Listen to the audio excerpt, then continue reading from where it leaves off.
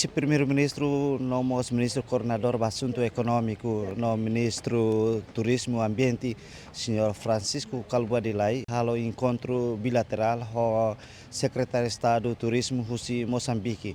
E encontro, né, parte rua colia com a plano cooperação e área turismo, na nação rua se estabelece e a futuro. Turma está acompanhando a entrevista, nebe halo com Vice-primeiro-ministro, nomo secretário de Estado do Turismo Moçambique, deve halau e edifício farol dele.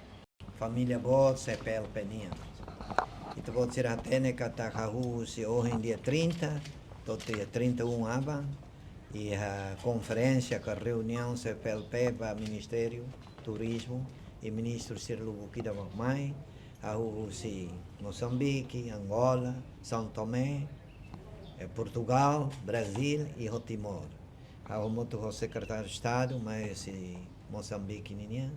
Tecermos considerações em torno deste encontro, desta audiência que acabamos de ser concedidos por Sua Excelência o Sr. Ministro do Turismo e Ambiente, Sr. Vice-Primeiro-Ministro e Ministro para a Coordenação Econômica.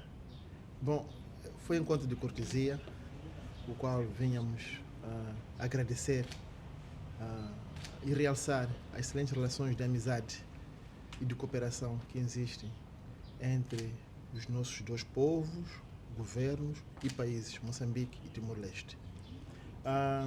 É pela primeira vez que cá estamos e com uma delegação que vem participar nesta reunião dos ministros do turismo da CPLP, que é um espaço, que é uma oportunidade para discutirmos o turismo ao nível da nossa comunidade, dos países de língua oficial portuguesa.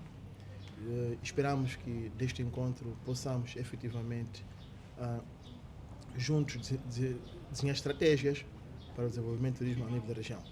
Igualmente, aproveitamos esta oportunidade para manifestar a nossa satisfação pelo fato de Moçambique e Timor-Leste poderem assinar um acordo de cooperação na área do turismo.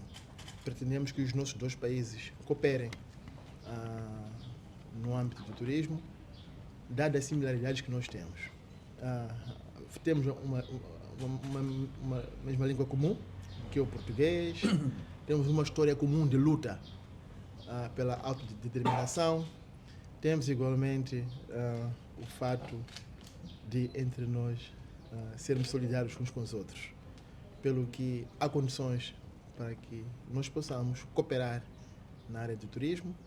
Queremos que os nossos destinos turísticos se desenvolvam, queremos fazer com que o turismo, de fato, que também faz parte da agenda de desenvolvimento do Timor, seja um motor de diversificação econômica e que contribua para gerar empregos, para gerar renda e receitas para o Estado.